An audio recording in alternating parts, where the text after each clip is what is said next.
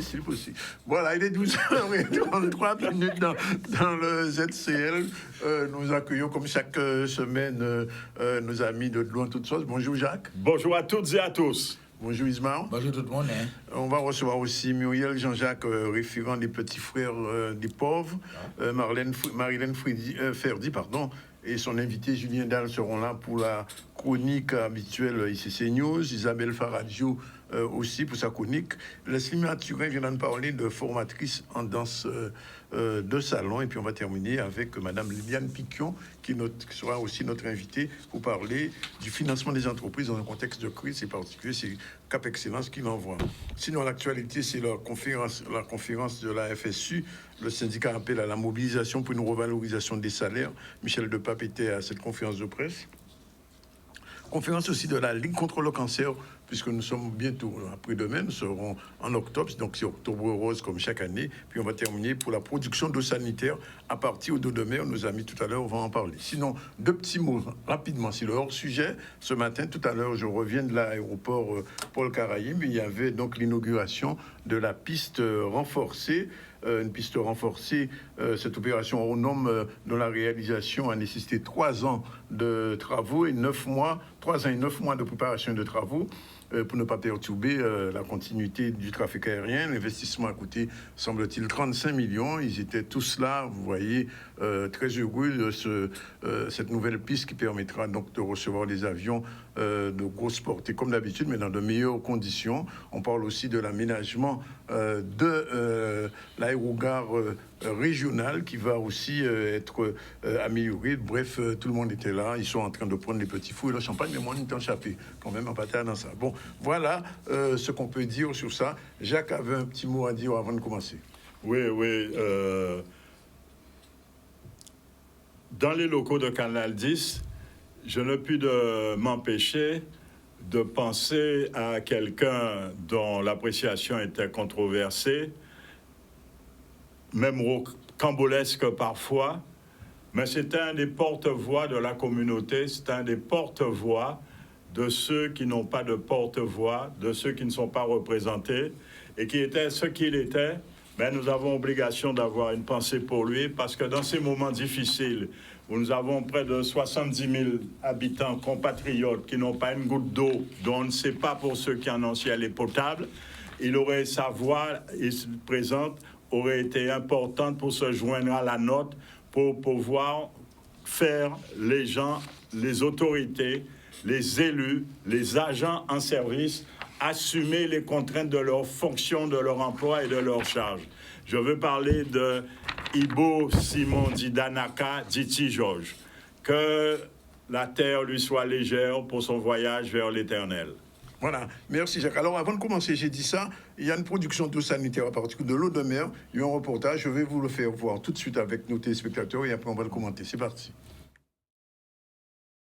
Mais là, le sujet de préoccupation majeur qu'on a, et vous le savez très bien, c'est la Riviera du Levant, qui sont d'ailleurs des zones dans lesquelles on a déjà des situations qui sont complexes avant l'arrivée de la tempête. Mais là, avec la destruction d'une partie de la canalisation à Capesterre-Bello, on a un problème de pression d'eau, concrètement. Donc on produit le syndicat produit l'eau nécessaire, mais le problème, c'est la pression qui n'arrive pas à arriver jusqu'au bout, et notamment à Saint-François, à Sainte-Anne et à Gosier, sur les points hauts. Ce sont vraiment les points les plus problématiques. Notre mission, c'est de produire de l'eau, de l'analyser et de la distribuer auprès des quartiers qui en ont le plus besoin. Donc pour cela, nous sommes organisés en plusieurs équipes. Une équipe que vous voyez ici sur ce site qui est là justement pour utiliser l'eau de mer et la traiter afin qu'elle soit utilisée comme eau sanitaire, puis eau potable une fois que les autorités sanitaires l'auront déclarée potable. Et une autre équipe qui est chargée avec différents moyens de transport de l'amener jusque dans les quartiers qui en ont besoin. C'est de l'eau qui est produite à partir de désalinisation. C'est pour ça qu'on est ici à Fouillol, en bord de la mer, pour pouvoir le produire. 50 000 litres d'eau sont produits tous les jours. On vient de débuter la production. Pour l'instant, c'est de l'eau sanitaire, Elle n'est pas encore potable. On est en train de vérifier qu'elle l'est. On pense qu'elle l'est, mais on a juste besoin de tests de l'ARS. Mais en attendant, de l'eau sanitaire, on en a besoin aussi parce que sinon, c'est de l'eau potable qui est utilisée à ce dessin pour les sanitaires. Pour l'instant, nous avons pu distribuer 86 000 litres d'eau en bouteille, donc sur les différentes communes, Le Gosier, Sainte-Anne et Saint-François, avec un effort sur Saint-François, puisque c'est là où il y avait le plus grand nombre d'habitants touchés par les coupures d'eau. Et nous avons également installé des citernes d'eau sanitaire sur différents sites en libre accès où la population va pouvoir venir et utiliser des robinets pour remplir les contenants afin d'avoir de l'eau sanitaire pour chez eux. On vient illustrer ici l'ensemble des moyens que nous mettons à disposition. Je ne dis pas que la solution est idéale. Évidemment, chacun souhaiterait avoir de l'eau au robinet. Là, on est en situation de crise. L'objectif, c'est vraiment de pallier toutes ces difficultés. Et nous, on met tous les moyens qu'on peut mettre en place pour ça. Des citernes, on a déployé déjà une dizaine de citernes et on va en déployer d'autres à des positions qu'on met en place. Le sujet, c'est premièrement de la coordination avec les communes, puisque ce sont les communes qui connaissent évidemment les besoins de la population. On se coordonne aussi avec les associations d'usagers, parce qu'on s'aperçoit que les associations d'usagers ont évidemment une connaissance aussi des besoins. Et l'idée, c'est d'améliorer tous ces points de distribution et la manière de distribuer. On a plusieurs modes de distribution. Soit il y a les gros camions que vous verrez tout à l'heure qui peuvent transporter jusqu'à 5 mètres cubes en une fois. Et puis également, nous proposons des sachets d'1 litre qui sont plus pratiques à transporter pour la population et pour lequel il y a une date de péremption directement écrite sur le sachet. Voilà, messieurs, commentaire. Je pense que les moyens sont insuffisants. Il faut beaucoup plus parce que nous sommes un archipel, nous avons des tas de points d'impact différents parce qu'on n'a pas dit la vérité à la population. Il faut que la population sache qu'il y a 3 problèmes sur Bel-Aux-Cadeaux, il y a 2 cas sur 2 rivières différentes et il y a une vanne qui est en panne, une vanne de distribution. Et si bien que quand on raconte tout et n'importe quoi, des hauteurs on ne peut pas produire, même pour Sainte-Anne, totalement Saint-François et Désirade, parce que la canalisation est coupée en 2 endroits. Donc il faut faire réparer, parce qu'aujourd'hui on parle, c'est bien gentil, mais les bonnes intentions ne suffisent pas. Les gens ont besoin d'eau et il faut que l'on sache qu'on utilise même l'eau agricole. Par exemple, le barrage de Gachette à Port-Louis n'est pas alimenté aujourd'hui. Compte tenu de l'évapotranspiration qui est importante, elle n'est alimentée que par l'eau de pluie. Bon, il est énorme, il fait 110 hectares, mais à chaque journée en évapotranspiration, il perd 20 cm de surface. Donc c'est énorme.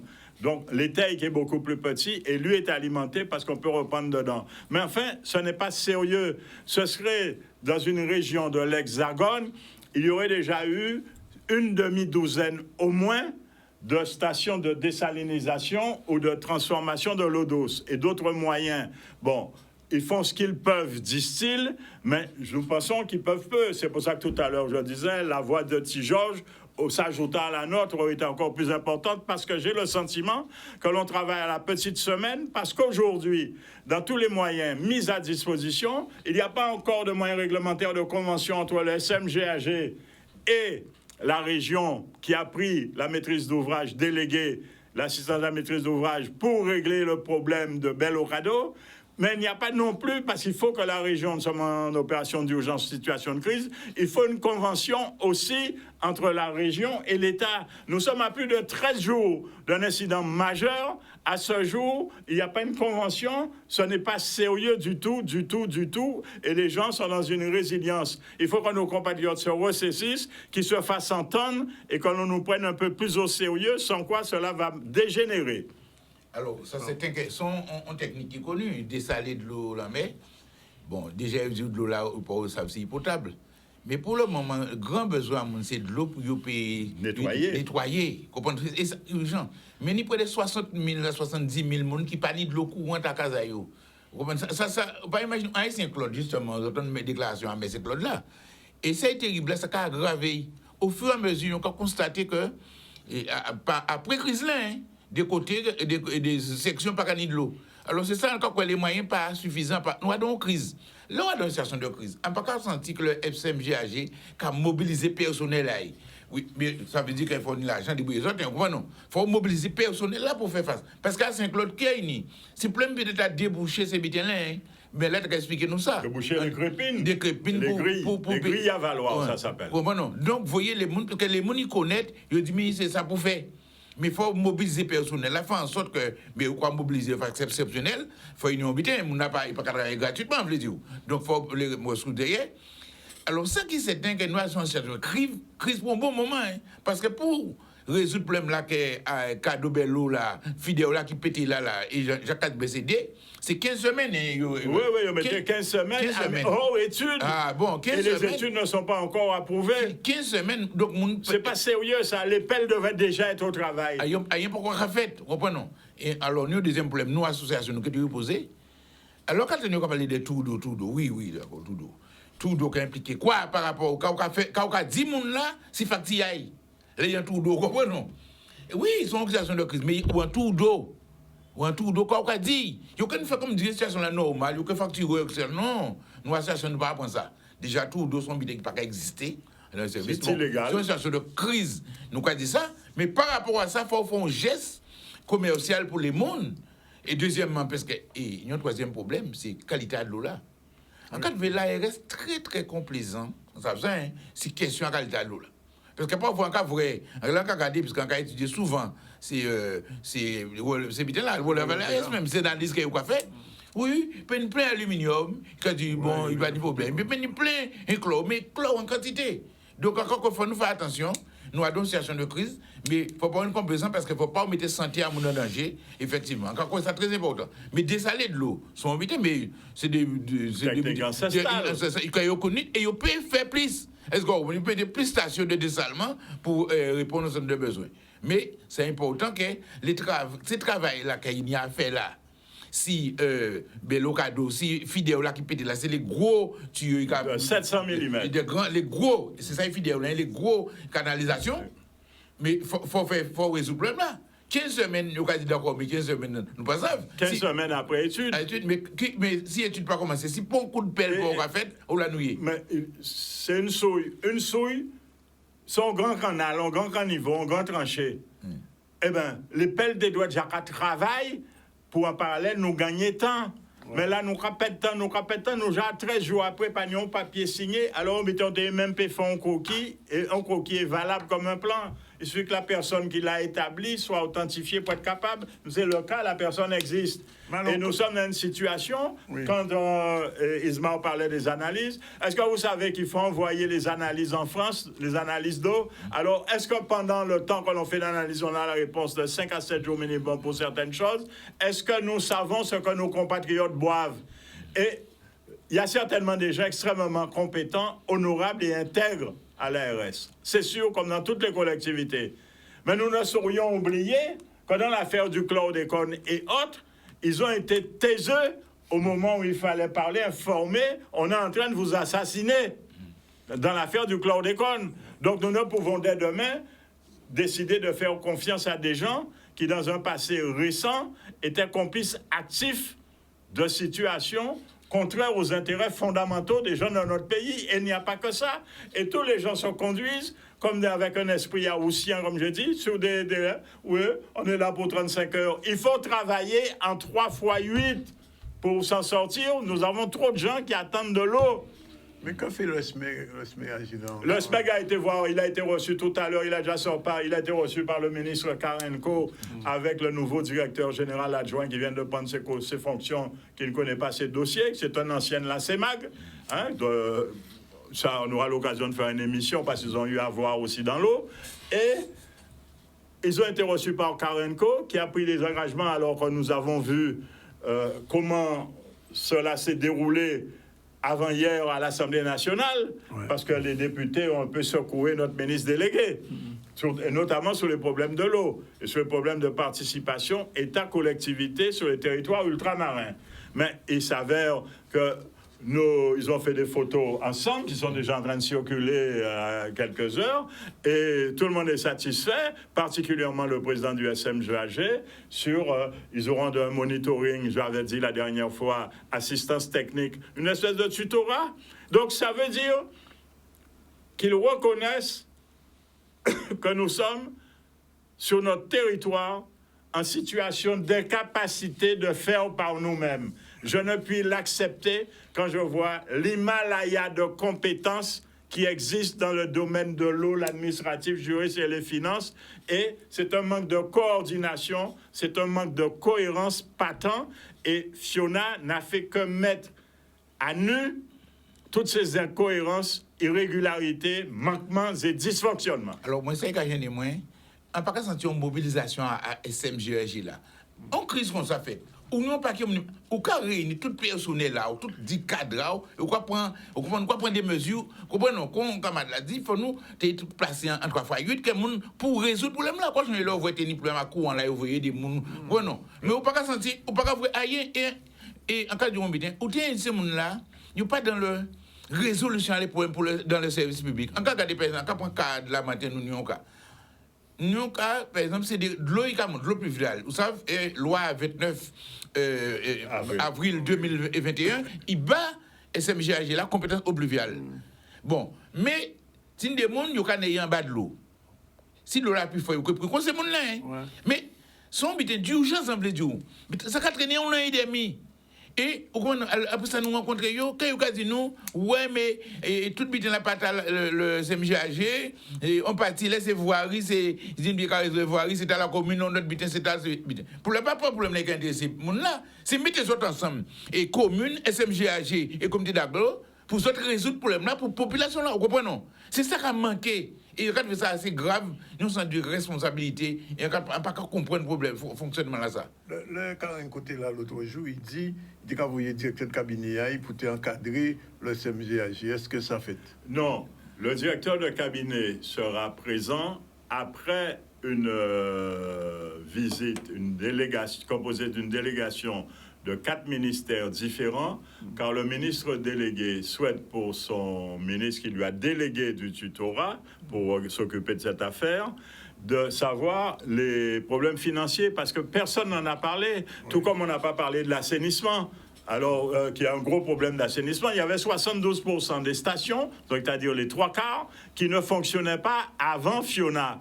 Donc, avec le problème des eaux claires qu'a soulevé Fiona, parce qu'on a dit aux gens, on préfère aborder le problème en légèreté hier soir. Le problème, c'est qu'on était dans une petite tempête tropicale. On a regardé la classe du vent et on n'a pas regardé l'importance de l'eau, qui, elle, était vraiment une eau qui était pire que Marilyn et Inès réunies. Parce qu'on n'a pas dit aux gens la vérité. La vérité, la voilà. Il y avait 500 mm d'eau en 12 heures au niveau zéro, c'est-à-dire sur le littoral de la ville de Basse-Terre, où la vague s'arrête, NGG, niveau général de la Guadeloupe. Mais c'est que nous avions 1000 mm, c'est-à-dire 1 mètre cube, 1 tonne par mètre carré sur la soufrière. Quand le bulldozer des hectares est descendu, je ne veux pas voir l'état de la forêt, l'état de la flore et de la faune qu'il y a là-haut, parce que les gardes-chasse, les ONF, n'ont pas encore parlé. D'ailleurs, on l'a vu, les émissaires naturels, que sont les ravines, les rues, les rivières, elles ont débordé. C'est un bulldozer qui est descendu de cailloux, de boue, et ils ont fait très attention pour ne pas éveiller l'attention, à ne jamais utiliser le terme liquéfaction. Nous nous sommes trouvés dans un problème de mécanique des sols qui est la liquéfaction. Donc, il faut qu'on dise aux gens, non, nous ne sommes pas prêts, non, nous ne sommes pas abordé la situation de crise de l'eau, nous ne sommes pas équipés, alors que c'est le moment de se retrousser les manches. Le préfet, il est préfet, on n'a pas encore d'arrêté de crise en prise. On a de passer des marchés n'importe comment, ils sont irréguliers alors qu'ils auraient pu être normaux, rapidement. Il suffit d'un arrêté préfectoral, mais tout le monde est en train de choquer, de chancer, t'as là, qu'à veiller, t'as là. Nous a fait déjà 13 jours que la bête est passée. Moi, je veux insister sur c'est solidarité là. Parce que nous, sur le terrain, et mon PLG, mon LKP aussi, il y a maintenant nous il faut continuer, il faut continuer pour le LKP, pour et nous, sur le terrain, nous avons vu fort, mais nous, à Rivière des Pères même. Et ça a été très bon parce que nous bats les communes, parce qu'il n'y a pas de charge des feuilles, mais Rivière des Pères, nous avons des populations, nous avons contact, et ça a été super. Mais quand on a dans le besoin, et quoi c'est ça important parce que dans le voie on peut subir on cataclysme comme ça faut aider et c'est manière que décrit nous ça y passe en termes de quantité de l'eau qui tombait on va la pu tomber fort mais c'est comme c'était des bassines de l'eau qu'il y avait aussi ça était impressionnant effectivement de l'eau là il faut nous savoir encore que c'est la question de prévention il faut nous savoir que toutes les affaires construction qui a si écoulement de l'eau ancien soit arrêté ça hein. Bon, non, il faut arrêter et construire dans des terrains qui sont inondables et qui marchent. Il faut nous arrêter ces habitats, ça, il faut nous sortir. Alors, chaque habitat qui nous on cas comme ça, ou qu'on revienne courir derrière, nettoyer, etc. Encore que, il faut nous bien comprendre ça. Le problème, c'est ces phénomènes-là, ça, et puis c'est 15 ans, 20 ans, 30 ans. Il va avoir depuis 4 tombés sur ça a été fait au moins peut-être 5 à 20 ans. Vous comprenez, un bon butin, il fait chaque fois. Mais génération, elle a pris. Donc ça veut dire qu'il faut nous sortir dans les à peu près les faveurs, les copineries, etc. C'est une législation qui permet de protéger la population là, il faut nous faire. Mais vous savez, enfin je sais ça que nous avons le monde qui fait case beau rivière beau de l'homme. En rivière, il fait case. Autorisation à des certains collectivités. Il y a sur le trait rouge, ça a été admis hier, et je regardais la facilité. Je regrette que dans cette émission d'hier, on n'ait pas pu appeler, parce qu'on aura entendu la voix même des gens qui sont morts à Dom Pékini Zombie, l'esprit Yodi. L'esprit zombie est venu à l'échouage, parce qu'il y a des maires qui ont donné dans des zones inondables des permis de construire. C'est inadmissible. Donc c'est inadmissible et inacceptable. Quand je dis que nous sommes confrontés à nos réalités, Fiona a mis les choses dehors. Et je disais hier soir avant la réunion de cette émission aux représentants du préfet, c'est une aubaine pour nous de tout mettre sur la table et d'arrêter de choquer et de faire des cautères sur des jambes de bois. Il faut réparer sérieusement, il faut modifier sérieusement. Ça ne veut pas dire que des gens, je connais un élu, la maison de ses parents était dans le lit d'une rivière. Bon, ça fait la peine bail, hein, parce que le lit retourne à sa place. Le problème de la crue que nous avions là, c'est descendu. C'est ce qu'on appelle une crue centenale qui est en avance d'environ 30 ans, parce qu'il y a une mutation climatologique. Donc, il nous faut tenir compte de nos réalités. Les gens qui ont occupé, même les gens de Rivière des Pères dont parlait mon ami Ismar, ce sont des gens qui ont occupé. Avoir des mondes hier, c'est des mondes qui te font petit cabé à pêcher, qui te mettent au parc à cochon après, qui grandissent, qui font en case et qui fait en haut et bas. Donc, il faut arrêter ces choses-là, avoir le courage de dire non, ce n'est pas constructible. Par contre, nous pouvons faire un lotissement social, comme on faisait autrefois, des petites surfaces de 450 mètres carrés, où la maison pourrait s'agrandir dans 4 directions horizontales et une direction verticale. Parce que là, nous avons des problèmes à case qui fait de Beau-Rivière, on a case qui fait de Bonne-Lambert aussi. Bien sûr. Voilà, ça l'en met là pour. Et il y a l'érosion littorale. Non, mais là, pas dire rien. Ah non, mais c'est en train d'arriver, c'est en train d'arriver. Les problèmes sont en cours. Oui, le plus bel exemple, c'est Irma Saint-Martin. Oui. Et nous avons Petit-Bourg qui est en cours. Oui. Et sans compter, il y a un gros problème derrière Arnouville. Ouais. Arnouville a déjà perdu près de 130 mètres. Gagné sur la mer, c'est de l'argile gréseuse qui s'en va. La mer, c'est un bulldozer. Elle frappe tous les jours. Donc, il faut que les gens sachent qu'autrefois... Sous les 50 pas géométriques, il y a des mais il faut que nos populations sachent qu'autrefois, de Saint-François, on allait à Désirade à pied. Ouais. Absolument. Donc ça veut dire que c'est les autorités qui prennent les mesures de protection, ou ça, etc. Quand on dit même pas tenir vent, parce que vent n'est pas assez fort. Il tenir de l'eau. Mais je pas tenir vent et l'enmer, pas tenir vent et l'enmer. Mais c'est vent là qui a fait l'enmer là. C'est vent là qui a fait roule là. C'est plus ça vent là. Donc, souvent, son bien vent, on l'a le côté au construit au bol en mer au prix. On regardez Marina Rivière au sens. Oui, en vrai, on va passer là, on va passer Rivière au sens. Marina encore. Et malgré un jour, pas tenir vent comme ça. Pas tenir vent, mais là que vent là, l'homme là qui est rentré. D'ailleurs, il a une petite décrasé Rivière au sens chaque fois. Donc, non, mais il y a un problème de prévention qui a posé actuellement. Et problème à Fiona, c'est ça permettre des vrais. Mettez tout au niveau vraiment, tout bien là, tout est à zéro, tout est à nu là maintenant. Et est-ce que nos élus auront le courage de reprendre les dossiers à la main et essayer de rectifier ce qui peut l'être encore? Parce qu'on a encore, nous sommes dans une période cyclonique et cyclone d'ailleurs pour commander. Ah non, cyclone d'ailleurs pour commander, d'après le Hurricane Center. Alors, j'ai entendu en venant que demain, il y a un séminaire sur l'évolution des institutions.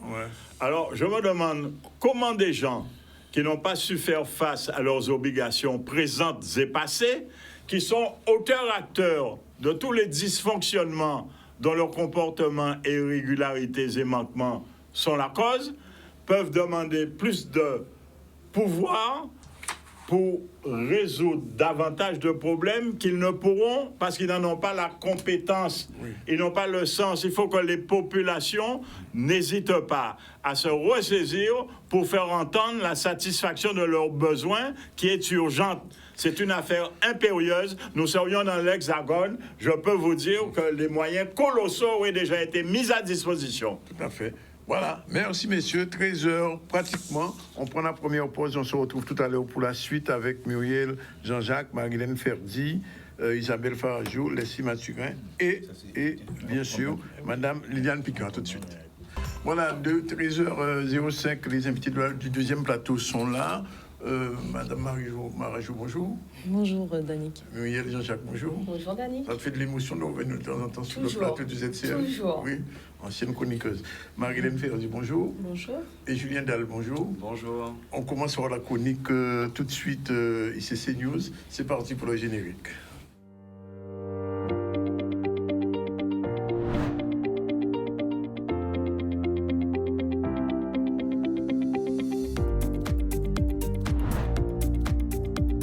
La chronique culture et cinéma news, c'est tous les vendredis à 13h dans le ZCL.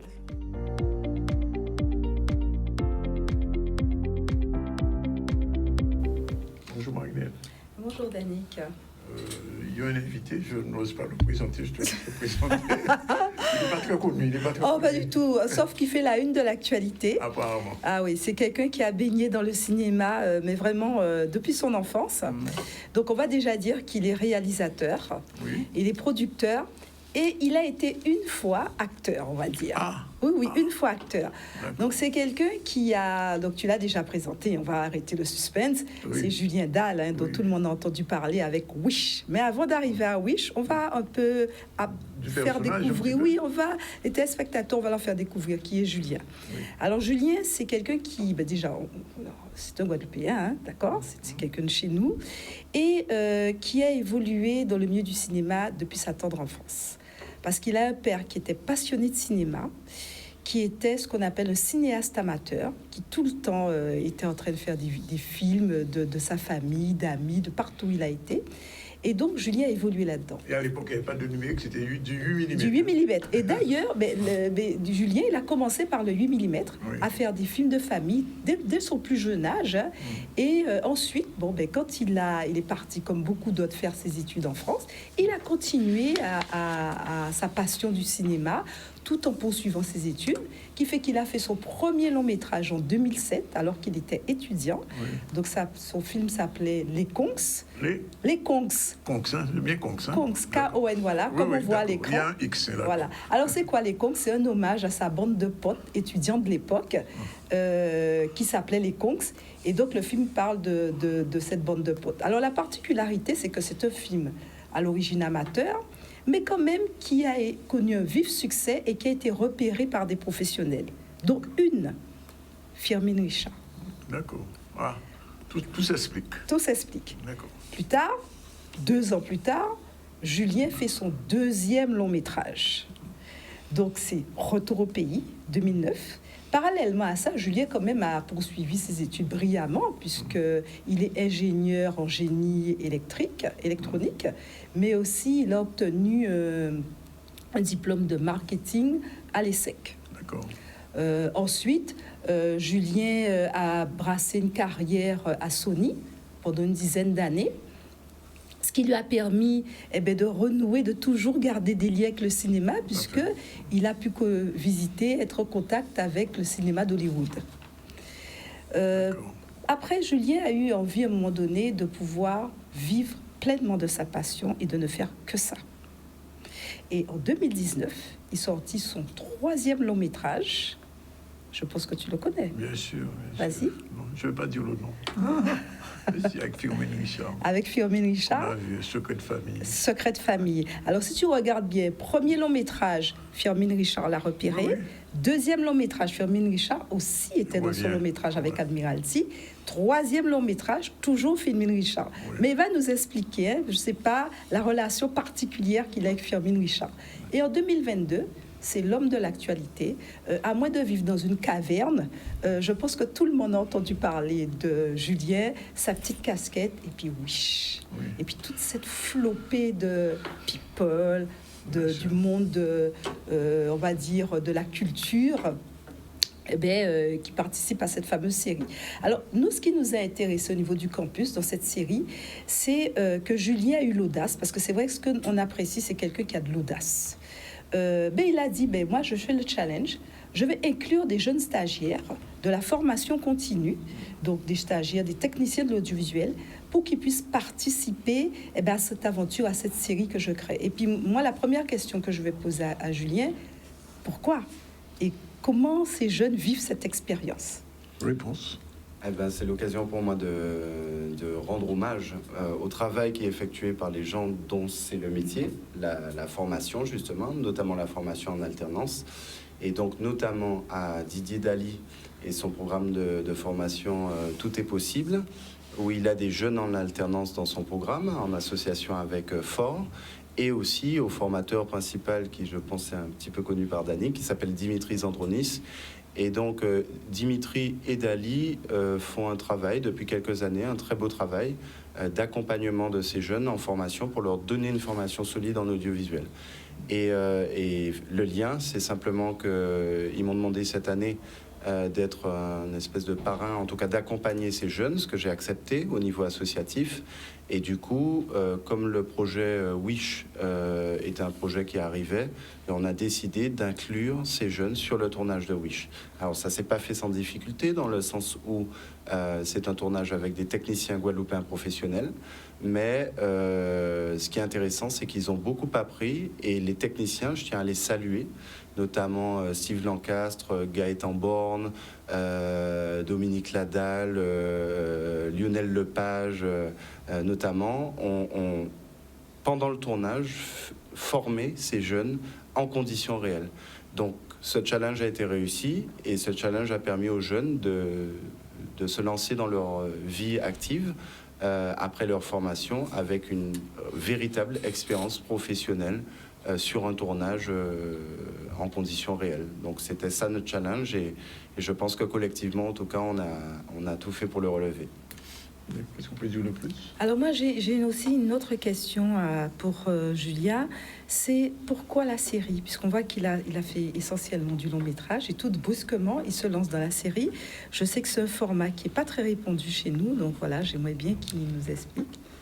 Alors, pourquoi la série? Tu as raison, c'est très différent des longs métrages. La série parce que, en fait, on a fait le constat dans les professionnels de l'audiovisuel en Guadeloupe, en Martinique et en Guyane, qu'on avait de très bons résultats dans les téléfilms, notamment avec Eloa Prod, avec France Zobda. Donc ça, c'est une belle avancée de leur part, avec Jean-Loup Montieu.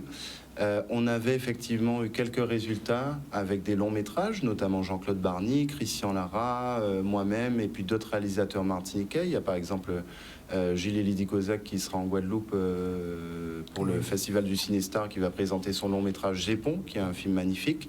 Donc il y a quand même un historique à ce niveau-là. Et au niveau des séries, on a eu quelques belles séries humoristiques, notamment Powell Pourri, qu'on regardait tous quand on était petits, et puis d'autres séries, Domino notamment, par Laurent Joseph, etc. Aujourd'hui, il y a la Casa del Macrel qui passe sur Canal+. Mais effectivement, on a fait le constat qu'il nous manquait une grande fresque, une saga familiale, une grande série au sens saga du terme, pas forcément humoristique, mais une série dans le sens large du terme. Et on a souhaité faire notre série type Dallas. Et on s'est dit qu'il fallait qu'on fasse cette série et qu'il fallait qu'on la fasse ensemble. Et c'est pour ça qu'on s'est dit que ça manquait dans notre historique du cinéma antillais, des productions. Et on a décidé de relever le challenge et puis d'essayer d'avoir cette série que l'on souhaite, qui dure des années et des années. On la voit quand? On la voit quand? Alors, là, on a tourné l'épisode pilote. On va tourner jusqu'en septembre 2023 les autres épisodes de ce qui constituera la saison 1. On est en pleine levée de financement et de partenaires. J'appelle d'ailleurs tous les partenaires du privé, guadeloupéens ou autres, et les collectivités à venir massivement nous rejoindre, et même les particuliers qui le souhaitent, il y en a déjà, pour qu'on puisse financer cette série. Et l'idée, c'est d'avoir une série de 6 à 10 épisodes qui constituerait la saison 1. Et donc, l'idée, c'est d'avoir une vraie saison 1 de série, et puis pourquoi pas se projeter pour la suite. L'avantage qu'on a, c'est que déjà la première victoire, j'ai envie de dire, collective qu'on a, c'est que l'ensemble des artistes qui ont été sollicités, on dit oui pour participer à la série, participeront à l'épisode pilote ou à d'autres épisodes. Et l'idée, c'est d'avoir l'intégralité des artistes à un moment ou à un autre de cette série. Ok, voilà. Alors moi, je voulais juste savoir, Julien, on va pouvoir la voir où, cette série? Alors, où la voir, ça dépend des discussions avec le ou les diffuseurs qui vont diffuser la série. Donc, c'est toutes les discussions qu'on va avoir dans les prochains temps. Pour l'instant, on a fait le pilote qu'on va démarcher pour avoir des partenaires.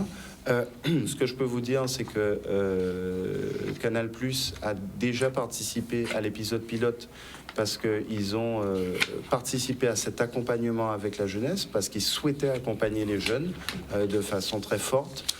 Donc on a déjà un accompagnement, on va dire, d'une chaîne de télé, mais au niveau du pilote. Et en ce qui concerne le diffuseur officiel, c'est des discussions qu'on aura par la suite. Mais ce qui est vraiment important de noter, c'est que c'est un projet qui peut, je l'espère, faire date, parce qu'effectivement, il serait intéressant que pour l'ensemble des séries qui sont tournées en Guadeloupe par des sociétés guadeloupéennes ou des sociétés qui viennent de l'extérieur, on ait systématiquement ce principe d'inclure des jeunes en formation audiovisuelle. Et on sait qu'en Guadeloupe, il y a de nombreuses formations qui sont très, très intéressantes. Il y a l'école Épice de Tony Coco-Villoin et il y a plein d'autres centres de formation. Et il serait intéressant que ce soit systématique, qu'on inclue les jeunes dès leurs études pour qu'ils puissent avoir de vraies expériences et qu'ils arrivent sur le marché de l'emploi avec déjà une expérience forte. Ok, welcome, comme on dit. Mais voilà, oui. Dernier mot, comme toujours, à la fin de la chronique. Eh bien, déjà, on va parler du festival. Donc, il y a un prochain festival dès la semaine prochaine. Donc, je vous invite tous à vous rendre au Cinestar, donc qui va lancer son festival avec une belle programmation. Et la semaine prochaine, on va recevoir une invitée très très spéciale. Très spéciale, même vous, Danick, vous ne savez pas qui c'est, je vous dis que c'est une femme. Je ne veux pas savoir. Et qui va nous parler de ce festival Cinestar. Voilà. Donc elle fait partie du jury et elle est à l'honneur pour ce festival. Bien. Merci en tout cas, Julien. Merci, Marie-Hélène. Et puis à vendredi prochain. À vendredi, merci. Tout de suite, 13h17. On passe tout de suite. On va passer vers Muriel. Muriel qui nous revient sur notre casquette. Sous une autre casquette, Danick. Oui. Alors, tu nous parles aujourd'hui des petits frères des pauvres. Exactement. Oui. En fait, l'association des petits frères des pauvres est une association que je préside en Guadeloupe. On est plusieurs équipes dans le monde et au national. Et on a ouvert, en fait, les équipes de Guadeloupe et de Martinique il y a 2 ans, donc en 2020. Et en plein Covid, en fait. Et notre association a pour but de vaincre l'isolement des aînés. Donc, nous sommes tous des bénévoles, nous sommes des visiteurs. Et en fait, on visite les aînés à leur domicile, on leur tient compagnie, on leur parle, on peut jouer à des jeux de société, faire des activités. Le but, c'est vraiment de faire des rencontres ludiques, tranquilles, pour que en fait, les aînés ne se sentent pas isolés. Et on s'adresse tout particulièrement en fait, aux aînés de plus de 60 ans, qui sont soit isolés socialement ou soit également dans la précarité. Donc on s'intéresse vraiment plus aux aînés. C'est pas lié à Fiona. Non. Pas spécialement. Non. C'est pas lié à Fiona. Ça fait 2 ans, Fiona n'était pas là encore. Donc effectivement, le but en fait de l'association, c'est de vaincre l'isolement, parce que de plus en plus, on s'est rendu compte que les aînés en Guadeloupe comme en Martinique sont isolés. Pourquoi ? Parce que les fratries ont diminué. On va avoir 1 enfant, 2 enfants, maximum peut-être 3, et ils partent à l'étranger. Donc, ils vont faire des études, s'installent, rencontrent créent leur famille à l'étranger et ne reviennent pas. Donc, du coup, les aînés se retrouvent seuls. Donc, il peut y avoir une petite voisine ou quelqu'un qui vient les voir. Mais à partir d'un certain moment, ceux qui les visitent en priorité, ce sont les soignants, les assistants sociaux, et ils n'ont pas de visite réelle. Donc, c'est pour ça que là, nous, on intervient pour rompre un peu l'isolement. Voilà. Oui. Alors concrètement, ça se passe quand demain, à partir de quand? Alors en fait, demain, c'est la journée internationale des aînés. Oui. C'est le 1er octobre. Donc chaque année, l'association met un point d'honneur en fait de faire des rapports d'études pour pouvoir en fait permettre de mieux connaître les aînés et surtout d'éviter l'isolement. Donc on a sorti notre rapport cette année et la thématique... Le 7e rapport. Hein. Le 7e rapport et la thématique c'est vie affective, intime et sexuelle des personnes âgées. Alors, c'est quand même étonnant, c'est vrai. Oui, mais dire justement. Oui, c'est vrai que c'est étonnant, mais c'est tout à fait intéressant parce que le but ici de ce rapport, c'est de briser les tabous. Parce que souvent, en fait, on associe la vie sexuelle des aînés ou leur vie intime à du dégoût. Ou sinon on se dit à partir d'un certain âge on n'a plus le droit finalement de se remettre en couple, de se marier ou d'avoir des rapports sexuels et par rapport à cette étude le but c'est de vraiment briser les tabous et de dire que non, en aucun cas justement d'arrêter d'avoir une vie intime. C'est pas parce que l'on vieillit qu'on doit arrêter d'en avoir une. Et pourquoi finalement ce rapport? Je dis c'est pour briser les tabous dans un premier temps et puis également changer un peu notre mentalité sur la vieillesse. Parce qu'on se dit qu'à partir d'un certain âge, on nous met un peu au rebut, les aînés, alors qu'ils ont tellement à donner. Et on se rend compte que nous, bénévoles, lorsqu'on les visite, ils ont une soif de partager, une soif de discuter. Et ça, justement, avec tout ce qu'il y a eu les dernières années, avec les confinements, et puis où les aînés, finalement, étaient quelque part confinés chez eux, nous avons une aînée de 102 ans cette année qui nous a dit moi j'ai l'impression d'être confinée tout le temps chez moi, même si le confinement est terminé, mais elle a peur de se faire contaminer, elle a peur d'attraper quelque chose, alors que finalement c'est tout aussi important pour eux de rencontrer du monde, d'avoir des relations avec du monde, de pouvoir peut-être recommencer une nouvelle vie, parce qu'on se rend compte que lorsqu'un aîné il était en couple pendant de nombreuses années et que finalement son conjoint ou sa conjointe décède, en fait c'est un traumatisme et on n'en parle pas. Et durant justement ce rapport, on met un peu à l'honneur les aînés, on met à l'honneur aussi le fait qu'ils puissent continuer à vivre de nouveau, continuer à avoir pleinement une vie sexuelle, et même dans les établissements ou les institutions, d'y penser.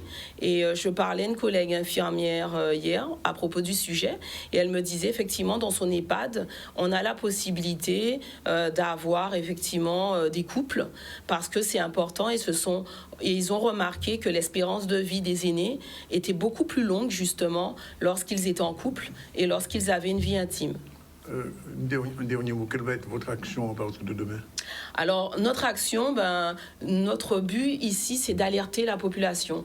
On n'a pas de conférence, on n'a pas de choses comme ça, mais le but aussi des petits frères, à part visiter, à part faire des rencontres, c'est aussi alerter la population, les informer et de leur dire finalement, n'oubliez pas vos aînés, ne les mettez pas dans des cases, ils ont besoin de vous et ils ont besoin surtout de pouvoir vivre finalement leur vie normalement. Alors, je vous invite à aller sur le site des petitsfrèresdespauvres.fr.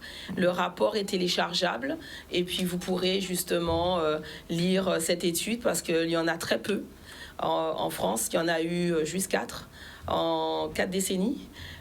Donc ça vaut le coup d'en savoir plus et ça permet de vaincre l'isolement de nos aînés.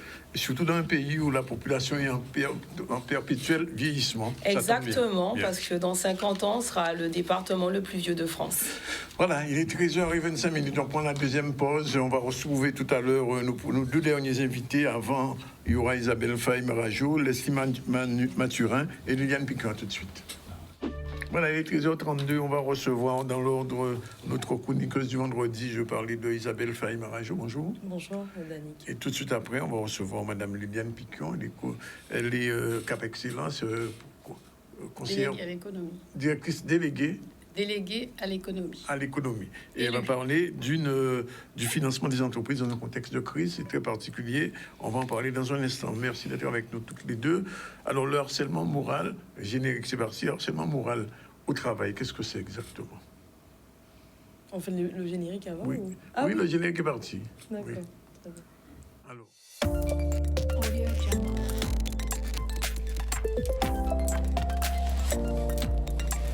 C'est quoi cette affaire? Alors, c'est quoi cette affaire de harcèlement moral au travail?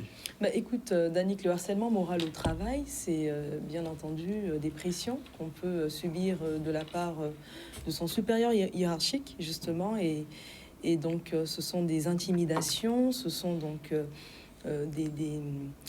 du dénigrement. Enfin, il y a toutes sortes un panel d'attitudes que le supérieur hiérarchique peut avoir vis-à-vis de son salarié et qui constitue cet harcèlement moral. Et pourquoi est-ce que j'en parle? Parce que j'ai suis tombée sur une décision du Conseil de prud'homme qui est assez récente, du 8 septembre 2022, dans laquelle justement ce harcèlement moral a été donc reconnu Identifié. et que finalement la salariée a obtenu gain de cause et l'employeur a été condamné parce que cette salariée était victime de harcèlement moral. Mais le harcèlement moral n'est pas toujours facile à prouver parce qu'il ne se présume pas et que le salarié doit prouver qu'il est victime de ce harcèlement moral. Donc on va déjà voir ensemble ce qui s'est passé. C'est une salariée qui a été... Alors les faits. Alors, les faits, voilà. un peu, qu'on comprenne. Alors cette salariée a été embauchée, elle avait une relation normale avec son employeur et puis est arrivée une... Enfin, une relation professionnelle, quand professionnelle normale, avec un contrat de travail qui s'exécute normalement. Oui. Et puis finalement est arrivée une supérieure hiérarchique, ils vont changer de supérieure hiérarchique et là, elle a commencé à être victime de harcèlement moral. Oui. C'est-à-dire qu'il y a eu de la part de son supérieur un dénigrement assez régulier, qu'elle a été aussi des objectifs qu'elle ne pouvait pas atteindre parce qu'ils étaient inatteignables. Enfin, voilà. Donc la situation s'est complètement dégradée et cette salariée est tombée dans une dépression. Oui, une dépression. Elle a été donc elle a été mise en arrêt maladie et bien entendu, elle a été vue par le médecin du travail qui l'a mise aussi donc en arrêt maladie, mais qui a considéré que ce n'était pas une maladie professionnelle en fait. Voilà, non professionnelle. Voilà, non professionnelle. Donc, cette salariée a été, donc son contrat a été rompu. Elle a saisi le Conseil de prud'homme au fin donc de condamner son employeur parce qu'elle avait donc été victime de ce harcèlement moral. Donc, il a fallu, bien entendu, qu'elle apporte des éléments de preuve, parce qu'on vient de dire que le harcèlement moral ne se présume pas, mais il doit être prouvé. Voilà. Donc c'est ça, voilà les faits. Et quels sont les fondements juridiques du harcèlement moral alors? En fait, le fondement juridique, surtout dans ce dossier-là, il y en a deux. C'est l'article L 1154-1 du Code du travail qui reconnaît le harcèlement moral, qui dit que le harcèlement moral doit être prouvé. Donc là, elle a apporté des preuves. Comment est-ce qu'elle a pu apporter des preuves? Des témoignages d'autres salariés qui ont effectivement... Les textos ne suffisent pas. Même des textos aussi, des textos, mais en tout cas, il y a des témoignages d'autres salariés qui ont effectivement dit que ce supérieur hiérarchique était complètement, avait une attitude assez autoritaire. Et finalement, par les preuves qu'elle a apportées, le Conseil de prud'homme a effectivement pu reconnaître le préjudice qu'elle a subi et surtout ce harcèlement moral. Donc, qu'est-ce qui s'est passé? Quels étaient les faits? Enfin, les éléments sur lesquels le Conseil de prud'homme s'est appuyé, c'est que il y avait une rétention d'informations, c'est-à-dire que la supérieure hiérarchique faisait tout pour retenir des informations essentielles et pour empêcher à cette salariée de pouvoir mener à bien ses missions et ses tâches. Vous voyez, donc il y a quand même des faisceaux d'indices comme ça qui sont pris en compte et parfois ça va loin parce que il y avait des instructions qui lui étaient données pendant le week-end, par exemple, et on considère ça comme du harcèlement moral. D'accord. Vous voyez, en tout cas dans ce dossier-là, ça a été retenu.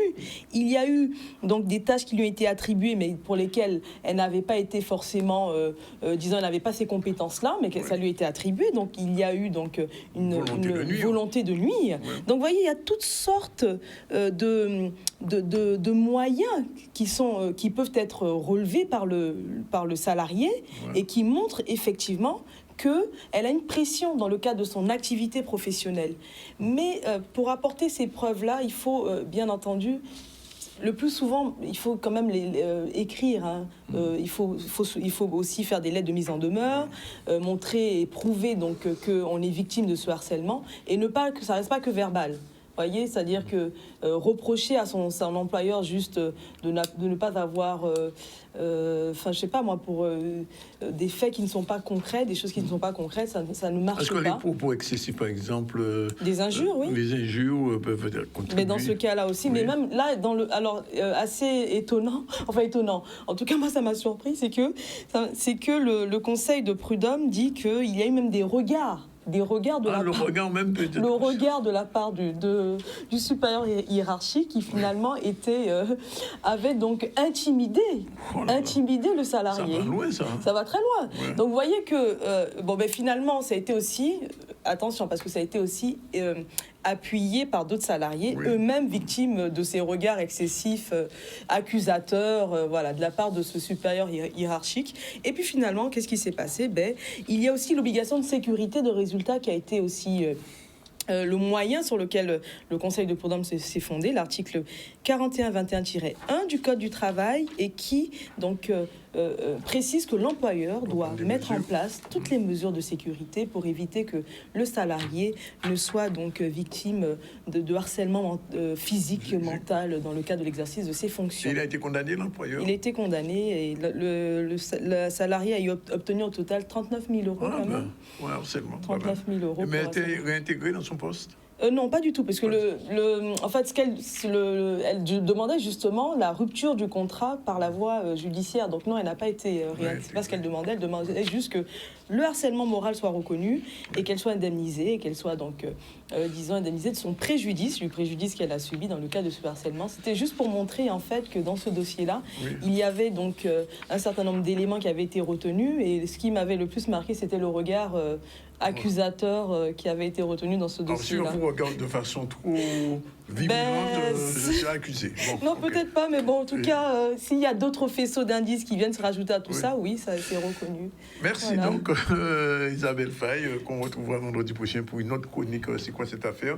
Je me tourne tout de suite vers Madame Piquet, mais je peux saluer l'arrivée de Madame Leslie Mathurin. Je vais parler de danse tout à l'heure, de formation, mais avant, on parle de choses aussi importante, le financement des entreprises dans le contexte de crise. Bonjour Madame Piquet. Bonjour Monsieur Zandronis. Bonjour aux chefs d'entreprise de la Guadeloupe, aux porteurs de projets et bien entendu à tous les acteurs du monde économique. Oui.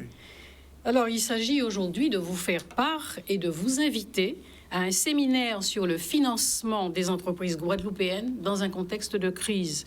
Bien entendu, ce séminaire a été initié par le cabinet AGI Associés, spécialiste de l'anticipation et du règlement des difficultés des entreprises.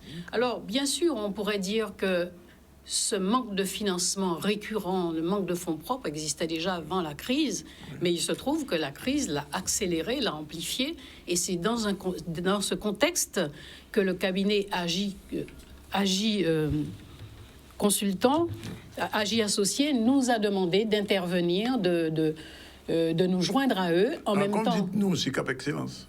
De nous joindre à eux, c'est-à-dire nous, Cap Excellence, le pôle économique, pour les accompagner en même temps que la CCI, afin de s'exprimer largement, débattre des difficultés des entreprises et des outils adaptés que nous pourrons mettre en place pour aller chercher les fonds nécessaires à la résolution des problèmes financiers des entreprises. Alors, quelles entreprises sont concernées par ce séminaire qui a lieu le 5 ? Toutes les entreprises. Ce n'est pas parce qu'on a une entreprise qui fonctionne bien que demain, on ne peut pas avoir un événement, une crise, qui d'ailleurs peut être internationale, nationale, à plus forte raison chez nous, dans notre contexte.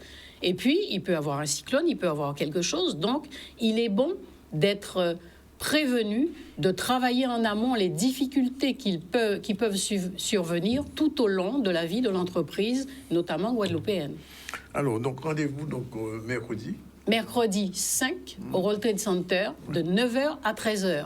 Oui. Alors, j'ai envie de dire que ce n'est pas une énième réunion. Hein. Oui, c'est une réunion extrêmement importante avec des outils à proposer, des outils qui seront peut-être à compléter au regard des échanges que nous aurons avec le public, les entreprises qui seront présentes, les institutions, de manière à qu'on puisse trouver les voies et les moyens d'en sortir, parce que nous en avons bien besoin sur notre territoire. Alors, j'ai vu qu'on a le programme, il y a l'identification des obstacles au financement. Oui. La levée des obstacles au financement des entreprises en Guadeloupe, les garanties et moyens disponibles à mettre en place pour surmonter les réticences au financement. Et enfin, 4e thématique, les moyens financiers mis en place par les collectivités pour le financement et les entreprises. Tout à fait. Oui, 4 thématiques. J'en profite pour rendre hommage à la région Guadeloupe qui est le chef de file de l'économie guadeloupéenne et des services de l'État qui ont bien soutenu les entreprises. Mais il se trouve que aujourd'hui, il en reste d'autres et il y a encore fort à faire. Donc c'est dans ce sens-là qu'avec la BPI jointe au cabinet JA Associés, qu'on puisse trouver un système qui soit pérenne, solide, un socle pour pouvoir accompagner plus largement les entreprises. Et surtout, il est important que les entreprises n'attendent pas d'être en difficulté pour intervenir et rencontrer ce cabinet qui est expert en la matière et qui a déjà sorti bien des entreprises de nombreuses difficultés en négociant, par exemple, dans le système banquier, que ce soit la CGSS, hier encore, on a eu un exemple. En tout cas, les aider à faire face à toutes les problématiques de finance. Vous savez bien que pas de finance, pas de business, pas de fonds propres, pas de business. Et pas de salariés non plus. Et pas de salariés parce que ça n'est pas seulement un déclin de l'entreprise, voire une disparition à travers les différents outils qui existent de redressement judiciaire, de liquidation et de sauvegarde dont on ne parle pas beaucoup. Et il y a d'autres propositions que ce cabinet pourra présenter. Justement, travailler en amont les difficultés, réagir immédiatement, ne pas attendre qu'on soit installé dans les difficultés. Voilà, et je rappelle le numéro de téléphone, le 0590 84 55 44. Le rendez-vous, c'est donc... mercredi 9. Mercredi 5. Mercredi 5, pardon, au World Trade Center, de 9h à 13h. Et j'insiste sur le fait de dire qu'il faut que tout le monde vienne, parce que ce n'est pas une énième réunion sur le sujet. Oui. C'est un sujet majeur pour la Guadeloupe. Et que tous les consultants, que tout le monde se mette ensemble pour apporter leur pierre et être force de proposition et d'être pragmatique et d'apporter des solutions concrètes et pérennes. Merci Madame Piquion. Il est 13h45. Il nous reste 10 minutes à passer avec Madame Leslie Mathurin, qu'on a plaisir à recevoir aujourd'hui. En longtemps qu'on ne vous avait pas vu, Madame Mathurin. Oui, bonsoir, Monsieur Sandroudi. Merci d'être là. Merci à vous de nous recevoir. Donc, effectivement, donc Leslie Mathurin, je suis formatrice en danse de salon. Je vais vous parler... Alors, c'est quoi la danse de salon, que je comprenne bien? Alors, les danses de salon, je vais énumérer quelques-unes. Donc, ça va être le tango, le boléro, le cha-cha-cha, le passo doble, le rock'n'roll. En fait, c'est toutes les danses. Le zouk n'est pas une danse de salon, même le zouk love. Mais pourquoi pas, hein, ça nous appartient, pourquoi pas. Vous avez la variante de la kizumba. Oui. Qui pourrait rentrer dans les danses de salon, parce que de toute façon ça évolue, hein, les danses de salon ça évolue, hein, le zouk demain pourrait faire partie des danses de salon. Tu veux dire le zouk love, même le zouk tout court, pourquoi pas. D'accord.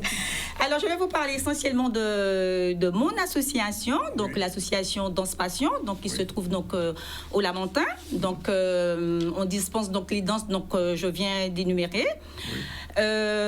Particulièrement, j'invite donc les téléspectateurs à nous rejoindre demain sous notre journée porte ouverte. C'est demain. C'est demain samedi, oui, c'est ça. Ça se passe où? au Lamentin, à section Richard. Donc, c'est la route, si vous permettez, de Glace-en-Eau. Oui. Donc, juste un peu avant le pont du Lamentin. Donc, malheureusement, maintenant, il y a une continuation. Vous êtes obligé d'aller contourner, d'aller faire le tour. Voilà. Et donc à cette occasion, nous aurons donc diverses initiations. Donc, vous aurez des initiations dans les danses que je viens de vous énumérer, pas toutes, malheureusement, parce que sur une journée, ça ne va pas être possible. Et ensuite, en milieu de journée, nous aurons donc un déjeuner dansant pour permettre aux gens qui auront fait... un déjeuner. Pardon? On a compte dans son déjeuner ou non, il y aura d'abord les initiations, bien évidemment. Donc jusqu'à 12h30, donc vous aurez les initiations et ensuite pour mettre en pratique justement tout ce que vous aurez donc appris lors de la matinée, on va vous mettre de la musique et vous allez pouvoir donc pratiquer pendant la pause déjeuner. Madame Piquet, on voit ça avec beaucoup de plaisir. Mais bien sûr, tout à fait. Alors là, sur l'écran, vous venez de voir, donc c'était une initiation en plein air sur un cha-cha-cha. Et là, sur les images, vous voyez différentes danses que nous pratiquons. Ce sont donc les adhérents, les élèves pratiquants de danse passion que vous avez donc à l'écran. Il faut avoir une tenue particulière. Une tenue, enfin, quand on est en spectacle, on s'habille. Non, pour demain, il n'y a pas besoin de dress code, pardon. Par contre, quand nous faisons nos manifestations, il nous arrive effectivement de mettre un dress code pour mettre un peu de piment, on va dire. D'accord. Donc, ce qu'il faut retenir d'abord, c'est que la danse a beaucoup de bienfaits. C'est d'abord, avant tout, c'est un sport qui est complet. Hein, c'est très bien pour le physique, c'est très bien pour le moral également.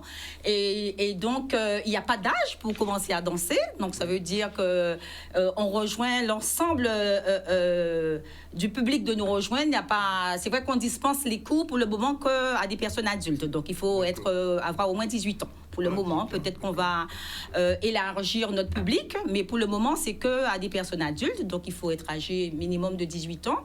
Mais il n'y a pas de limite d'âge. Nous avons des pratiquants. D'ailleurs, sur les vidéos que vous venez de voir, je crois que le plus âgé doit être pas très loin, entre 70 et 80. Donc, vous voyez, il n'y a pas d'âge et ça ne peut que faire du bien. Isabelle, ça vous intéresse pas d'apprendre à danser? Oui, ça m'intéresse. Ça vous intéresse? On espère vous compter parmi nos invités demain, alors Isabelle, avec plaisir. Marie-Galante aussi, j'ai vu... Oui. Vous l'avez fait. Oui. J'ai reconnu. Ah, très bien, sur la place de l'église de Capestère. Voilà, c'était lors d'un week-end de la danse qu'on avait donc initié à Marie-Galante, donc 15 et 16 juillet dernier. D'ailleurs, ça s'est très bien passé. Je profite de votre antenne pour remercier encore tous ceux qui nous ont soutenus pour cette action. Madame Piquet, ça vous dit pas Tout à fait. Moi, j'adore la danse. Qu'est-ce que vous aimez? Puis c'est bon pour le moral. Ou le cha-cha-cha? Tout. Tout? Vous aimez tout? C'est une belle initiative. Belle initiative. Merci à vous. Oui. Voilà, donc je répète, donc demain, j'invite donc tout un chacun de nous rejoindre. Donc je vais peut-être laisser les coordonnées téléphoniques. Donc 06 90 64 99 78. Vous reprenez, j'ai pas eu le temps de noter. Bien sûr, autant de fois que vous voulez.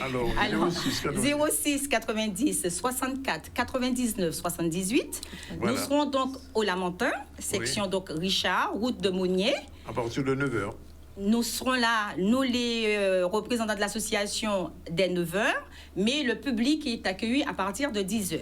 D'accord. Et ils peuvent manger sur place. J'ai vu qu'il y a du bébélé. Oui, bébélé Marie-Galantais, bien sûr, que ça sort directement de Marie-Galante demain par le bateau. Donc frais. Et il y a même du sirop de batterie. Aussi. Sirop de batterie. Voilà.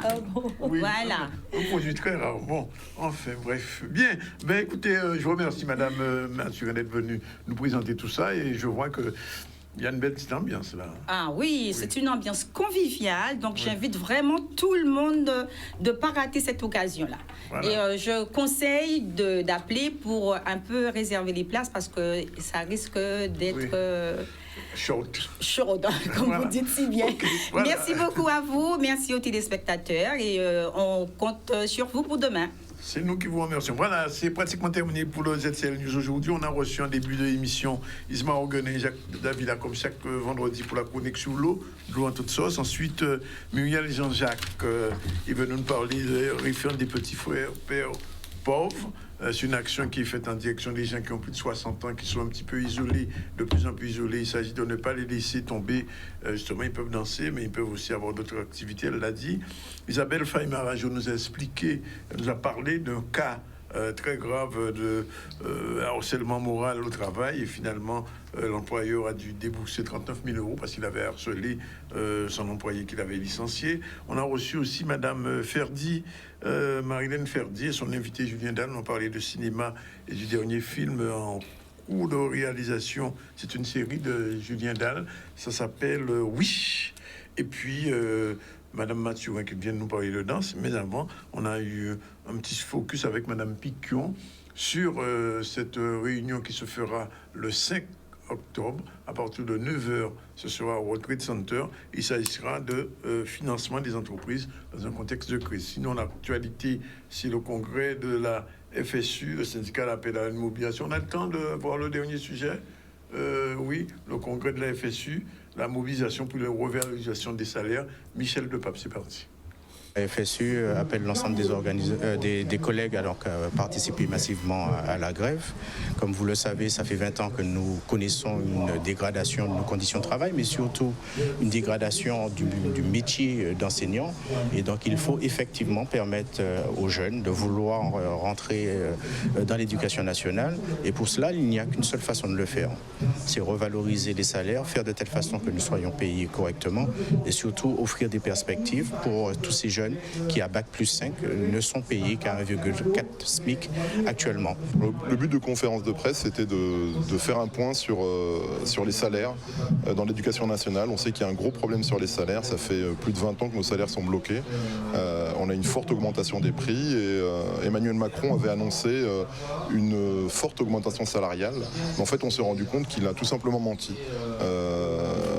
Il aurait dû nous faire une augmentation de 10%, plus certains qui voulaient des missions en plus. On se rend compte que cette augmentation de salaire n'aura pas lieu. On s'en est rendu compte parce que le budget, la proposition de budget de l'éducation nationale est parue hier et il aurait dû y avoir 3,9 milliards pour augmenter les salaires comme il avait annoncé. Puis en fait, il n'y aura que 1,9 milliard. Donc c'est exactement la moitié. Donc c'est un très gros problème. Donc la FSU demande au gouvernement une réouverture des négociations. Les grèves de janvier avaient permis une augmentation de 3,5% en juillet, mais ce n'est pas suffisant au regard de l'inflation. Nous exigeons 300 € pour tous et pour cela, il nous faudra effectivement être extrêmement déterminés et les ensembles des collègues peuvent faire confiance à la FSU pour justement faire de telle façon que nous puissions gagner ce combat. Aujourd'hui, nous ne pouvons pas accepter que pratiquement 350 collègues manquent à l'appel devant les élèves dans le second degré. Dans le premier degré, c'est pratiquement une cinquantaine d'enseignants qui manquent. Et donc, ça crée nécessairement des déscolarisations d'élèves, mais aussi un certain nombre d'élèves n'ont pas tout simplement l'ensemble des heures de cours auxquelles ils ont droit. On va être très vigilant sur ce qui se passe dans notre académie. C'est pas normal que les Outre-mer et la Guadeloupe en particulier payent cette faillite éducative que veut Macron. Parce qu'il ne faut pas se leurrer, hein. Macron ne veut pas de l'école pour tout le monde, il ne veut surtout pas de l'école pour les Guadeloupéennes et les Guadeloupéens, il veut de l'école pour une toute petite frange de la population très, très favorisée. Et malheureusement, il ne pense pas à nous. Voilà, bien, c'est fini pour aujourd'hui. Il est 13h58. La réalisation était assurée par Jordan. Et je vous souhaite un bon week-end. On avait parlé de situation pluvieuse encore, vigilance orange, mais visiblement le ciel est beau aujourd'hui, tant mieux, profitons. Et faites attention sur les routes. En tout cas, on se retrouve lundi midi à partir de 12h30 pour une nouvelle session du ZCL. Ciao, bye bye, bon week-end, à lundi.